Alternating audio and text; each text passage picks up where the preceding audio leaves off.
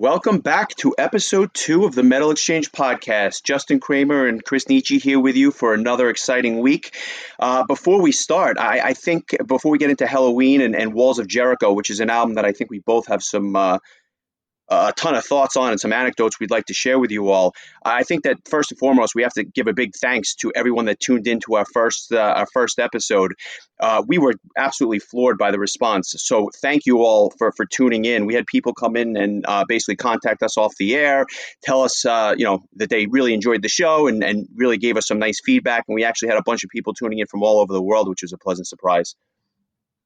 Yes, I mirror those sentiments. I would have been happy if, a handful of people that were all our friends listened, but the fact that we've been getting some following on Instagram and Facebook and what have you, it's been a pleasant surprise. So I'd like to also say thanks to everybody that's listened and, sent feedback and commentary, and we invite you to do so going forward. Yeah, absolutely. So thank you for the support. And before we turn it over to Halloween, listen to anything else noteworthy this week? Anything good or strike you as worth noting before we get into it? Off the top of my head, I really enjoyed the new Armored Saint album, Punching the Sky. I feel like they never really disappoint when it comes to their new releases. And also on Friday, the band Phantom Elite released a new single from their upcoming album, and I really enjoyed that tune. So I definitely would recommend, and I just want to make sure that I mention the name of the song. The name of the song is Diamonds and Dark, and it's going to be on their Titanium album, which I believe is going to be released either later this year or early next year. But I definitely recommend that single. It's very good. Nice. I had never heard of the band, but I went back and I checked out their last album, which was a nice listen. And going back to Armored Saint for a second, they can do no wrong. They're the model of consistency themselves, and the new album was an enjoyable listen. So highly recommended there as well. Just to give you a couple of my thoughts on what I heard this week. There's a band out of Denmark called Defecto. Very obscure band, I guess, in the sense that they really just haven't kind of hit it yet. I first heard them in 2017. They had come out with an album called Nemesis, which is a fantastic album. Their new album called Duality came out this week, and I've listened to it a couple of times now, and I was kind of floored. They're like a melodic metal band, catchy hooks, but with crunchy guitars. The singer's been in a bunch of different bands. He's sang for Section A. He's been singing for Evil Masquerade for the 20 since 2016. Just a really well put together band from Denmark that I highly recommend. So check out their new album Duality if you have a chance. And then shifting gears away from melodic metal, but another prog band that I have loved for years, Wolverine, came out with a new EP yesterday. It was a complete surprise. I woke up and I went into, I was just kind of, checking things out or what have you, and up pops a new Wolverine EP that they had released on their website. It's called A Darkened Sun. It's about 28 minutes long. For those of you who haven't heard the band, they are really hard to describe. They're kind of a mix between a Riverside and a Catatonia, I would say. Really, really, really great stuff. If you've never heard them, I certainly recommend you going to their website to go check it out. It's www.wolverine-overdose.com, and you'll see it. It pops right up on their website. And ultimately, there is a link to an external YouTube page, but I don't think you can access it yet from YouTube. So go to their website and check that out. It's just a phenomenal EP. I won't spoil it for you, but I'll say this. It's one of those things that's actually worth watching while you listen, because there's a tremendous story that goes along with the EP, and the video that goes along with it really just puts it over the top. It hasn't been released on major outlets yet, so you definitely have to go to the website to both hear and listen to it. So highly recommended there. Yeah, Um, I checked yesterday when you told me about it. I checked on iTunes and I didn't see it on iTunes, so I'm guessing it hasn't been released, officially outside of their their website. So Yeah, I'd say that's right. So for both of these bands, Defecto and Wolverine, check out their new stuff. Obviously, Armored Saint, a classic, and certainly we probably will cover these bands in long form at some point in the future. But that's something to look forward to. Anything else, or no, I think pretty much sums it up for the past week. nice, nice. With that, let's shift gears and get into the reason why we are here today, which is The Walls of Jericho, Helloween's first release going back to all the way to 1985. Although, in full disclosure, what we listened to was the CD release, which obviously had some additional tracks because of an EP that's kind of added on to the end. So, why don't I turn it over to you for a little bit of the history on this, because you are the resident Helloween historian. Yeah, I appreciate that. I used to run a Halloween fan site called Future World, and um, I started with my own Halloween website, and the person who Chris Scarrod, who started the Future World website, it was actually the first Halloween website prior to their official site, and he brought me on to help um, just do some of the webmastering duties because he had kind of let it slink by over the years. So through that, I got a lot of insight into the history of the band, and they have slowly become my all-time favorite classic power metal band. They were one of the first bands I heard, going back to last week's discussion about Fate's Warning. That same mixtape had Eagle Fly Free on it, and that was kind of my introduction to what would become a huge fandom.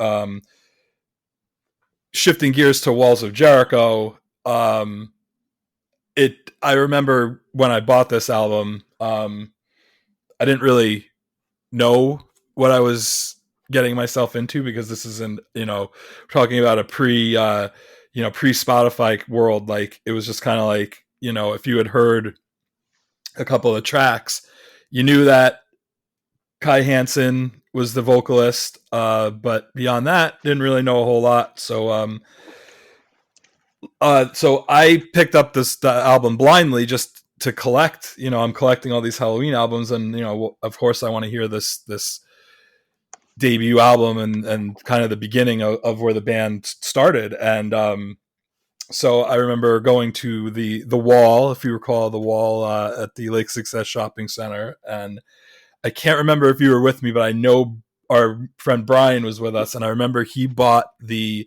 Rob Zombie album with Dragula on it. I can't remember what the name of the album was, but I definitely Huh. remember him buying that. And I think it was just at that point where it was kind of like, we bought all of the obvious albums that you would be able to find in an American CD store, your Fates Warnings and your Man Wars and your Savages, and probably I already had the two Keeper albums and some of the Darius era stuff as well. So it was time. I saw Walls of Jericho sitting there. I was like, I guess it's time for me to buy this album, which I did. And so before I kind of go into my first experience listening to it, like Justin said, a little history. Originally, the band's first real official release was a 5-track mini LP, which had Starlight and Murderer and those songs on it. And then the Walls of Jericho album itself, which was the band's first full-length LP. Um, I guess like the Helloween, they called it a mini LP. I mean, nowadays we'd probably just call it an EP, but so Walls of Jericho was their first full length LP, and that started with the intro track Walls of Jericho, Ride the Sky, etc. Most people that bought the album on CD in later years probably knew it all to be one full album of everything combined, plus the Judas single tacked on to the end. So that's what we listen to. I kind of look at it as that is like the all encompassing Walls of Jericho album is all of those parts of it. So Yeah, I think at this point I would agree. I think everything is just kind of meshed into one. And obviously you detailed the history, but um, you kind of look at it as one big package, I guess, at this point, or at least that's what I do when I think about it. Just going back to when I first heard it, I was a Helloween fan from the minute I heard them, but I hadn't heard this album until I think around 1999. And the reason I say that is I remember I remember going on Ticketmaster, and don't ask me why, but I went on Ticketmaster back in 1998 and I typed in Helloween, which was kind of a joke because I don't even know what really caused me to do this. And sure enough, a show pops up in New York City about a month out where Helloween is playing at a club in the West Village. And I think I was like, I don't know if I was either shocked or if I thought it was a different band, but I remember even telling you, I'm like, I think there's a Helloween show coming up next month. And sure enough, we bought tickets. And in fact, Helloween was doing a one off show in New York City. And the reason I bring this up, they were touring for Better Than Raw. They had just come from South America. And when they came to New York, they played a full length headline show in New York City, completely random. I don't even think that the show got promoted. But the reason I bring this up is the last song from the set list was How Many Tears, and it was the only song I didn't recognize. And I remember enjoying the song but just not really knowing where the song came from. And shortly thereafter I realized that it was on the debut album, and that's when I picked it up and really heard the whole thing for the first time. And remind me, how much were those tickets? I think they were like $12 or $15. It was a long time ago, but I'll tell you, it was a show that I will never forget. It was the first time I actually went to a show in a club. I was what 17, 16 at the time, 16 I think, Yeah. and it was also the last time that I think I went to a show without earplugs because I think I have permanent hearing loss from that show. But it was one of the most memorable shows I've ever been to. Now having been to hundreds and hundreds of them, it was phenomenal, and it was also cool to see that lineup, which we never got to see again because they obviously the band went through a series of lineup changes since then. That's absolutely. I was with you at that show, and just kind of an unbelievable experience. I was definitely my first heavy metal like club show. I mean, I think I had seen Dream Theater at like Jones Beach, but I think that was I was definitely my first like kind of dingy like hole in the wall kind of club experience seeing Helloween. I had a midterm the next day that I failed, but I have no regrets. I think that place probably held 200 or 300 people, and I think that was well over code because I just remember being there was not a lot of room to move. Let's put it that way. The place was probably not bigger than my living room, which is not very big. So it was definitely an experience. But again, I only bring that up because I think about How Many Tears, and I just say to myself, wow, what is this? So I pick up the album, and I guess with that, why don't you give me your thoughts on Walls of Jericho? What do you like? Is there anything that you don't like? What stands out to you? Well, I have to say, when like probably sitting down and listening to it from start to finish, it dawned on me that I can't remember the last time I think I just sat down and listened to this album start to finish, all of the tracks. It's it's rough sounding from a production standpoint. That is a nice way to say it. I mean, Yeah, again, and credit to the time, right? You're talking about the mid '80s. A lot of the albums at that time kind of suffered from this. You didn't have Pro Tools helping you along, but it is a low budget, grungy release. I was the best way I would put it. right. And paired with Kai Hansen's vocals at the time, which are not as polished to say the least as they would become when he would start singing lead vocals with Gamma Ray in 1995 with the Land of the Free release.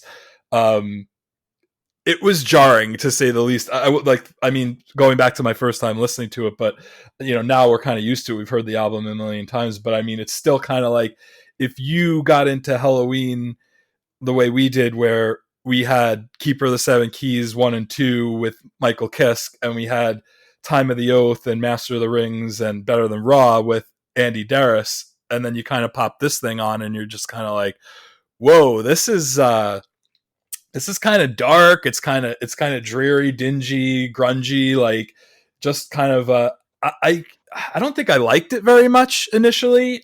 I think it took some time for it to grow on me, and I think what helped in later times was hearing the songs performed um with the modern band. Like I recall going to see Helloween when they busted out some songs off this album for the first time in a while, and they opened the show with Starlight and Murder. I remember, and Andy Darris's vocals were really like fit this album so well, and hearing those songs to me breathe new life into them.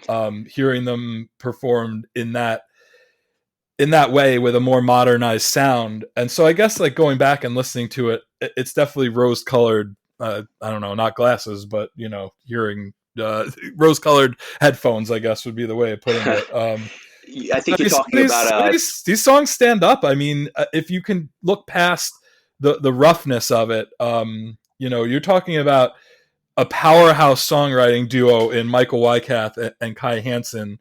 Um, it's some of it. Some of the songs, I mean, like Reptile is not my favorite song in the world. It's definitely one of, in my opinion, one of the weakest songs Michael Wycath wrote for the band. But I mean, there's no denying that songs like Starlight and Murderer and Warrior and Victim of Fate and Guardians and How Many Tears, like you said, um, Heavy Metal is the Law is like a 80s metal anthem. Metal Invaders is another classic. I mean, these are some classic songs.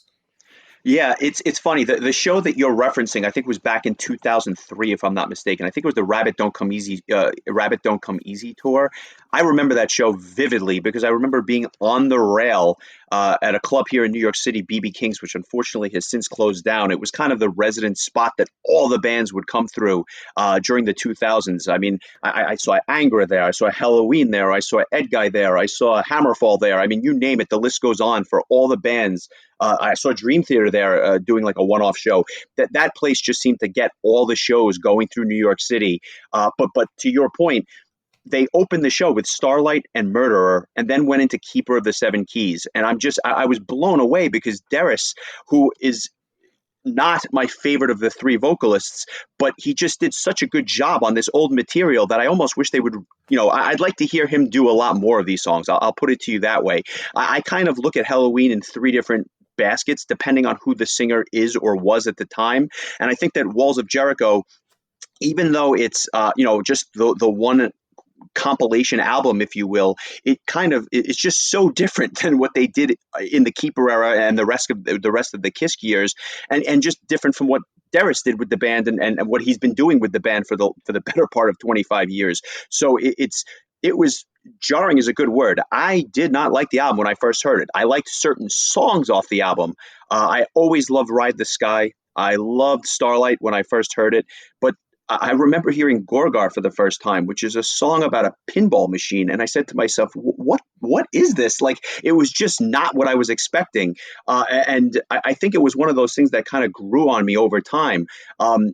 Every song was hit or miss. I loved "Victim of Fate." I loved "Ride the Sky," as I said, but songs like Judas and Gorgar just never really clicked with me until, I don't know, maybe the 10th or 15th listen, where it really started to grow on me, and I said, you know what? There are some gems here. Once you get past the production, which is not the greatest, and Kai Hansen's vocals, which, to put it nicely, were just raw. He became a much more polished vocalist with Gamma Ray and some of his other projects, but in 1985 or 1987, when he laid down these tracks, it was almost a struggle for him, I think, to get through some of this stuff, which is probably why they shifted once they heard Kiss singing, with Ill Prophecy, and then obviously recording the Keeper albums, a year or two later. I think another thing worth mentioning is that when they did bring Kiske on, they went and re-recorded Starlight and Victim of Fate with Michael Kiske, and I think kind of hearing those also is kind of giving you a taste of like the direction Helloween was headed in. I mean, even from a songwriting standpoint, I don't find that Walls of Jericho has a lot of similarities with the Keeper of the Seven Keys albums that followed right afterwards. And I mean, I would say that Guardians is probably going to be your closest song. That was a song that Wyke wrote.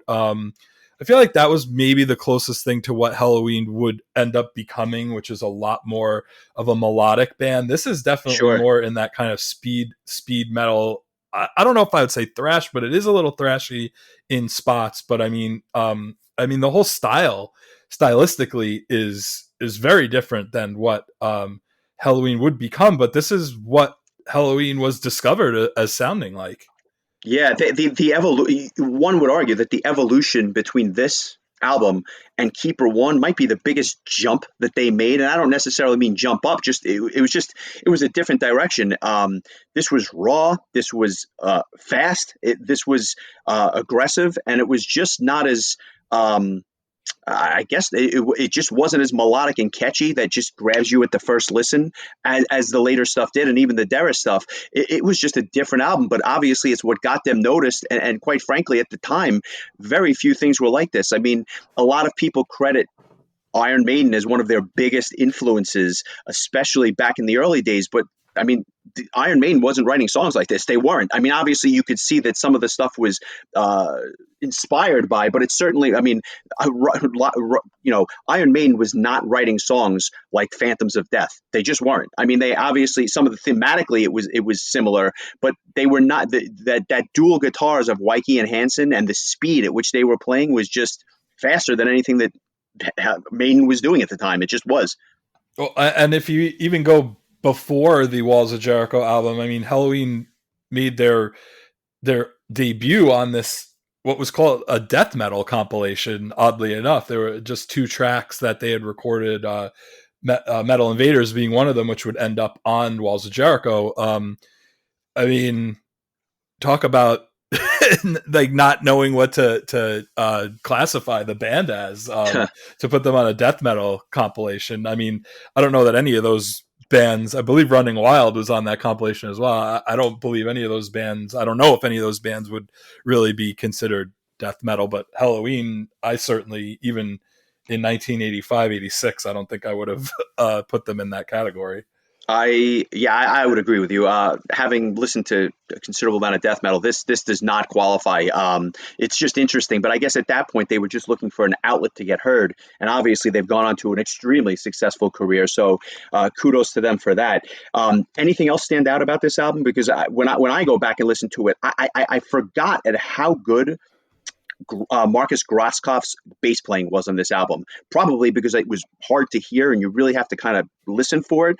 But some of the bass lines on these songs are just absolutely phenomenal. And I don't want him to get overshadowed by the dual guitar attack of Wyke and Hansen.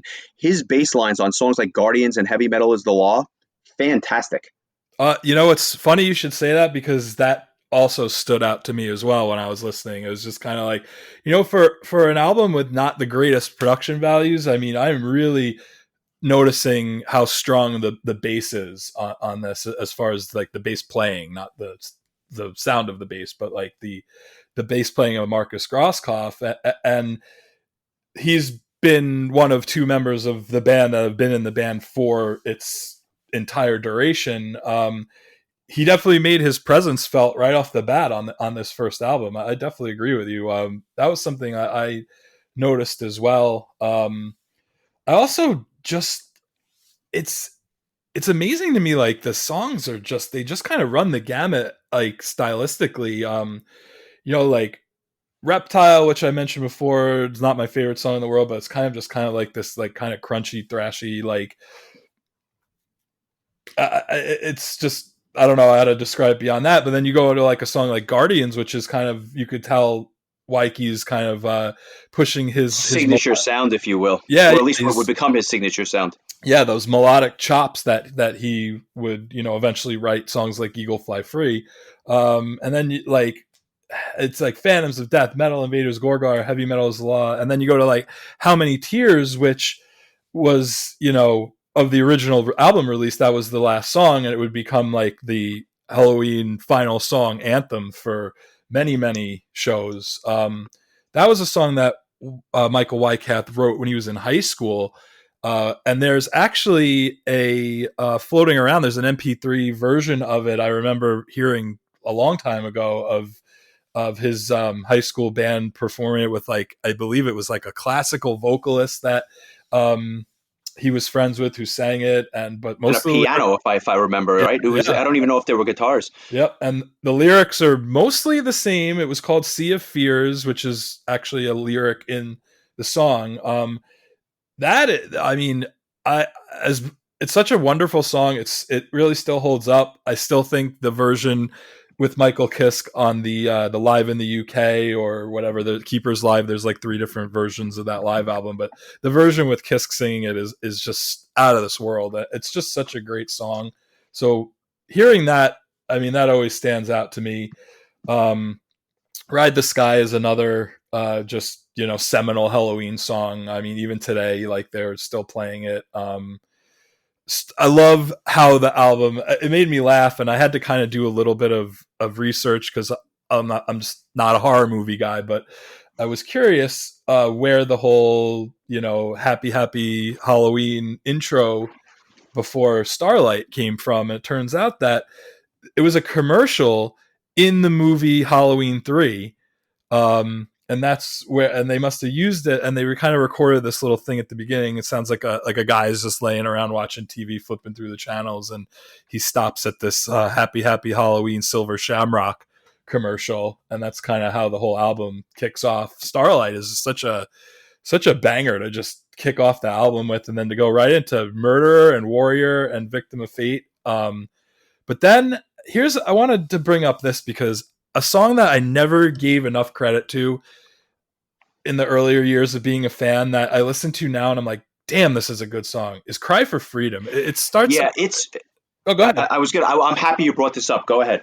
Well, I was gonna say, like, it starts out like a ballad. It's really kind of mellow to start out, and then it just starts to like it hits this amazing guitar solo, and then kicks into like a really full speed heavy metal song. I don't know why. Maybe just because like those first four songs are just so kick ass, and they just propel the album so fast, and then you kind of get to this next track 5, and it kind of slows things down. And I don't know why. This song came on this week when I listened to it, and I was just like, man, this is a really good song. I think it's actually they did the song a disservice by placing it where they did, because to your point, the album starts off so heavy and so aggressive, and just one catchy song after the other, and then after Cry for Freedom is Ride the Sky, which is arguably one of their classic, or if not one of those songs that everybody just associates with Halloween. Its placement on the album is kind of why I think it gets lost in the shuffle a little bit. And I remember I'm the kind of person that I usually just listen to an album straight through because I really want to just kind of soak it all in. I think when I was younger, I used to just skip over it because it was just I wanted to get to Ride the Sky and some of those later tracks. And I think I was guilty of skipping it over just because of where it was placed on the album, to be honest. Right, and that's just unfortunately a victim of circumstance because.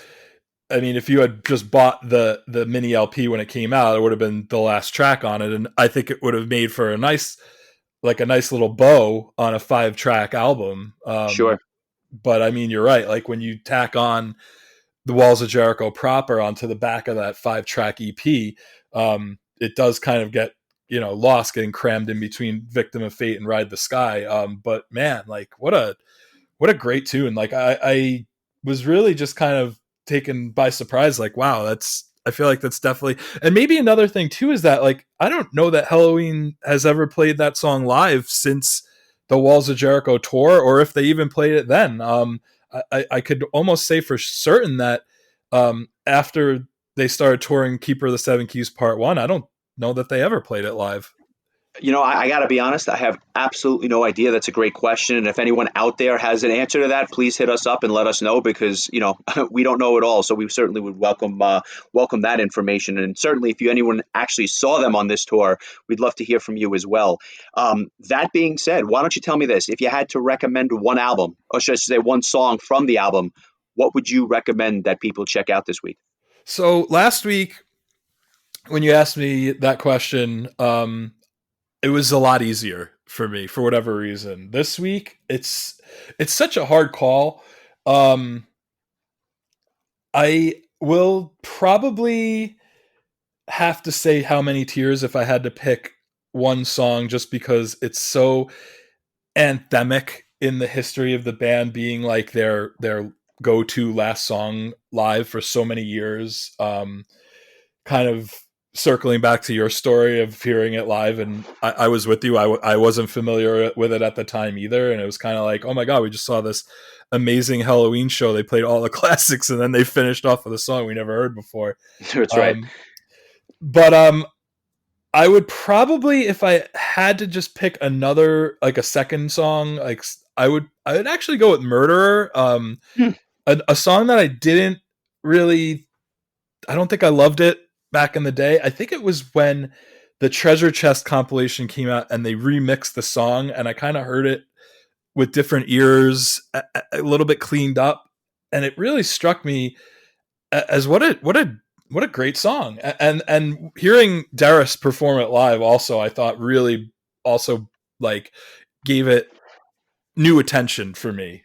So I'd say like they're two very different songs, but I mean, Have to how pick many? one.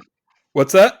Have to pick one. Well, like I said, I would say How Many Tears, but if I had to pick Nice. a number two, just for something that's a little more heavy, I would go with Murderer. Well, I certainly recommend checking both out. I'll say this: we don't discuss this before we record, so I have two songs that I wrote down just in case you selected one of them. And the first song I had written down was How Many Tears. So I guess I'll go to my second track, which is Ride the Sky, just because, I mean, it's a song that to this day, there's a very good chance that if you go see Gamma Ray, they're going to play that at their show, just because it is a classic track. It has Whitecalf and Hanson not only writing the tracks, but dueling solos. Grasskopf is all over the place. It's just it's a fantastic anthem, if you will, and one of those songs that just when you hear it live, it is it kind of it gets to you. It's a classic heavy metal song. So that would be my selection. But to your point, this when Treasure Chest, the best of, came out and they remixed and remastered Murderer. I mean, talk about giving new life to a song. They also did that with Ride the Sky. Um, I wonder why in 2006, when they re released the entire album, they remastered it and it certainly sounds a little bit better, but they only remixed Murder and Ride the Sky. And I long for an entire cleanup of this whole album just to get a sense of what it would sound like with today's production tools. I would take a step further and say that I would love to hear them re-record the album from scratch with Kai Hansen, and just see what that sounds like with a modern brush. I feel like that would be really kind of cool. I mean, as much as I enjoy those remix tracks, and I would love to hear the whole album remixed that way, but I mean, Kai and is back in the Helloween camp, so what better time? I can't disagree with that. And obviously, you heard a couple of the tracks on the most recent tour. And I know that the band has every intention of getting back on tour as soon as possible once things with the pandemic get a little bit more under control. Let me ask you this: 1 to 10, where does this album hold up for you, especially now? I think that the answer now would be a lot different than it probably would have been 20 22 years ago. Absolutely. I mean, being a self-professed historian of the band, the album is very important in where the band, the band's roots, where they began from.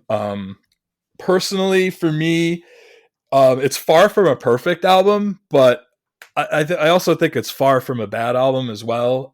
I personally, I would give it an 8.0 out of 10. It's probably maybe a bit higher than most people might give it, but as like a Helloween fanatic, there's still enough stuff on here to get me super excited.